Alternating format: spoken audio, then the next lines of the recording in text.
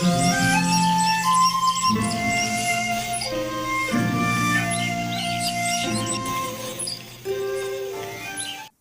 Lord. పరిశుద్ధుడైన యేసుక్రీస్తు వారి నామంలో అందరికీ కూడా శుభాలు ప్రకటిస్తున్నాను.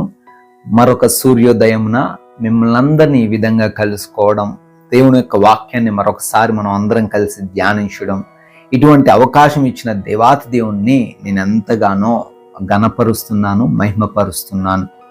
దేవుని యొక్క వాక్యం ద్వారా మన జీవితాలు కట్టబడుతున్నాయి, అనేక మంది జీవితాలు బాగుపరచబడుతున్నాయి. ప్రతిరోజు దేవుడు మనకి ఒక మంచి సందేశాన్ని ఇస్తూ బలపరుస్తున్నారు.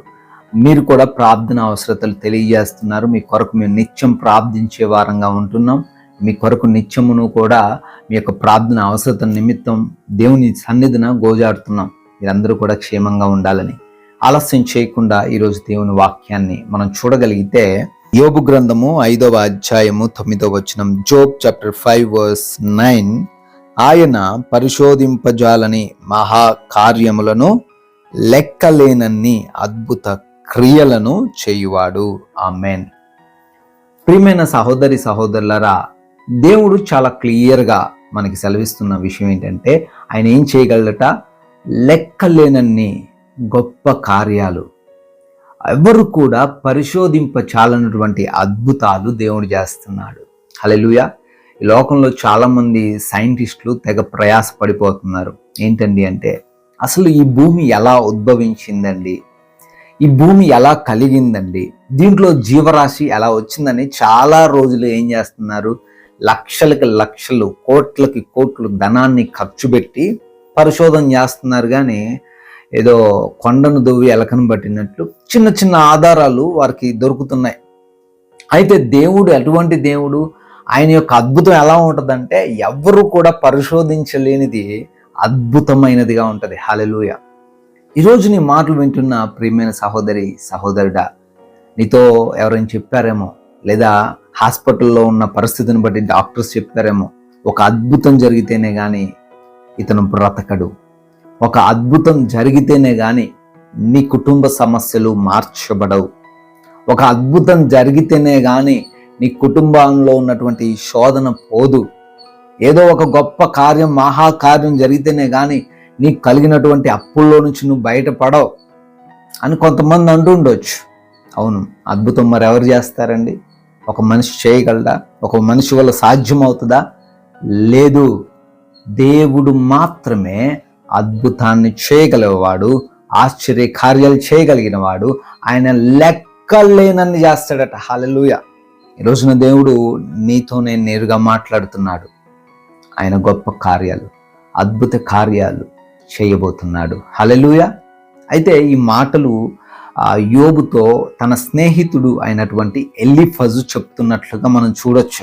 యోబుకు కలిగినటువంటి కష్టాన్ని బట్టి, యోబుకు ఉన్నటువంటి ఇబ్బందిని బట్టి ఎలీఫజు ఒక సలహా ఇస్తున్నాడు. యోబు, నువ్వు చాలా ఘోరమైన స్థితిలో, బలహీనమైన స్థితిలో, సమస్తాన్ని కోల్పోయిన స్థితిలో ఉన్నావు కదా, నువ్వు ఇప్పుడు మౌనంగా ఉండడానికి వీల్లేదు. నీ యొక్క సమస్యను నువ్వు అప్పజెప్పాల్సింది ఎవరికి అంటే దేవునికి అప్పజెప్పు, ఎందుకంటే ఆయన గొప్ప కార్యాలు చేస్తాడు అని. ఈ రోజున దేవాది దేవుడు కూడా నీతో చాలా క్లియర్గా మాట్లాడుతున్న విషయం ఏంటండి అంటే, నీవు నీ సమస్యను ఒకవేళ మనుషులకు అప్పచెప్పి, అయా ఈ సమస్య నుంచి ఎలా అయినా నన్ను మమ్మల్ని గట్టెక్కించండి, ఈ ప్రాబ్లం నుంచి ఎలా అయినా మమ్మల్ని కాపాడండి అని ఒకవేళ మనుషులకు అప్పచెప్తున్నావేమో, మనుషులు ఈ రోజున అద్భుత కార్యాలు చేశారా? లెక్కించలేని గొప్ప కార్యాలు, మహాకార్యాలు వారు చేయగలిగారా? లేదండి. ఈ ప్రపంచంలో ఎవరు కూడా, ఎటువంటి మహానుభావులు, ఎటువంటి గొప్ప వాళ్ళు, ఎటువంటి ధనం ఉన్న వాళ్ళు ఎవరు కూడా చేయలేనటువంటి అద్భుత కార్యాలు కేవలము దేవుడు మాత్రమే చేయగలడు. హల్లెలూయా. మరి నీ సమస్యను, నీ బాధను ఎలీఫజు చెప్తున్నట్లుగా దేవుని సన్నిధికి తీసుకురా. ఎందుకంటే ఆయన మాత్రమే నీ సమస్యకు పరిష్కారం ఇవ్వగలడు. ఈ రోజున నీ కుటుంబంలో సమస్యలతో నువ్వు బాధపడుతున్నప్పటికీ, నీ కుటుంబంలో భార్యాభర్తల మధ్య డిస్టర్బెన్స్ వచ్చిందేమో, అనేక మందిని కలుస్తున్నావు, అనేక మందిని ఆశ్రయిస్తున్నావు, వారి ద్వారా నీకు పరిష్కారం రావట్లేదు, నీకున్న అనారోగ్యాన్ని బట్టి దుఃఖిస్తున్నావు, డాక్టర్స్ కూడా చేతులెత్తేసిన పరిస్థితుల్లో, ఏమి చేయలేని పరిస్థితుల్లో బహుశా ఈ రోజు నీ స్థితి ఉందేమో, నీ ఆత్మీయుల స్థితి ఉన్నదేమో, కమ్ టు జీసస్, యేసుక్రీస్తు వారిని ఆశ్రయించు. ఎందుకు అంటే ఆయన రీజన్ చెప్తున్నాడు ఏంటంటే ఆయన గొప్పవాడు, ఆకాశములో నుంచి వర్షాన్ని కుమ్మరించగలిగిన వాడు, నదులలో నీటిని ప్రవహింప చేయగలిగిన వాడు. హల్లెలూయా. ఎస్ మై డియర్ ఫ్రెండ్స్, ఈరోజు దిగులు పడిపో మాకు, కృంగిపో మాకు, నా జీవితంలో అద్భుతం జరగదా, నా జీవితం మారదా, నా కుటుంబంలో ఉన్న సమస్యల నుంచి నాకు విడుదల రాదా, నా కుటుంబం మారదా, నా కుమారుడు మారడా అని నువ్వు కృంగిపో మాకు. ఒక ఆయన ఉన్నాడు, ఆయన యేసుక్రీస్తు. ఆయన దగ్గరకు వస్తే నీ యొక్క ప్రాబ్లం ఖచ్చితంగా తీసివేయబడుతుంది.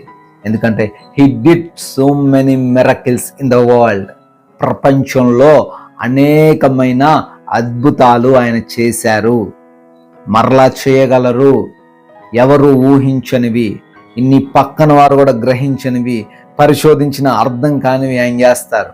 అవునండి, దేవుడు ఆశ్చర్యక్రియలు చేసేవాడు. భయపడకు, బాధపడుతున్నావేమో, కృంగిపోతున్నావేమో, బలహీనతతో ఉన్నావేమో, ఇక నా లైఫ్ ఎండ్ అయిపోయింది, నేను ఇక దేనికి పనికిరాను, ఇక నా జీవితం ముగిసిపోయింది, ఇక నా యొక్క శారీరకమైన ఆ యొక్క అనారోగ్యము ఎప్పటికీ పోదు, ఈ పాపం నుంచి నేను బయటపడలేను అని ఈ రోజున ఒకవేళ నువ్వు బాధపడుతున్నావేమో, యేసుక్రీస్తు వారిని ఆశ్రయించు. గొప్ప కార్యాలు ఆయన నీ జీవితంలో ఖచ్చితంగా జరిగిస్తాడు. ఈ మాటలు దేవుడు దీవించును గాక. మీ అందరి కోసం ప్రార్థిస్తాను. అందరూ ప్రార్థనలు ఏకీభవించండి. జీవం కలిగిన దేవా స్తోత్రాలు, జీవాధిపతి వందనాలు. అవును తండ్రి, అద్భుత కార్యాలు చేయగలిగిన దేవుడవు, ఆశ్చర్య క్రియలు చేయగలిగిన దేవుడవు, గొప్ప కార్యాలు చేయగలిగిన దేవుడవు నాయన.